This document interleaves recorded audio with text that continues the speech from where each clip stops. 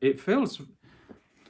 I think we should do a side-by-side test with the 1 and the 2. This one, this Quest. So what we'll do is this thing powered up in a bit. But yeah, in terms of the box, in terms of the packaging, yeah, of course it's going to be nice. I mean, you wouldn't expect anything else.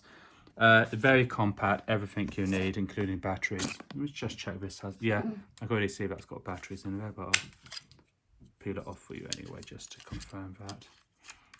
So what should people do with this video? I suppose we have to say hit like and subscribe. Do you want to do a video on the Quest 1 and Quest 2 side by side? Yeah, which one's better would be good. Yeah. Because then you know whether to buy the first one, which is The first cheaper. one is discontinued. You can't buy the first one anymore. So if you want a VR headset from Oculus, there are other brands. Perhaps we can review some of the others. But we should make a really interesting point that it's now from Facebook.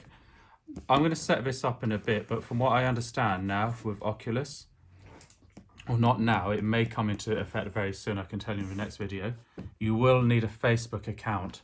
So unless you're prepared to set up a separate Facebook account, you're going to have to use your existing Facebook account. But we can find that out in the next video, shall we? Yeah. Okay, thank you very much for watching. We hope you enjoy this video, and we are off to play with our Oculus Quest 2. Thank you. See you in the next video. Hit like, hit subscribe.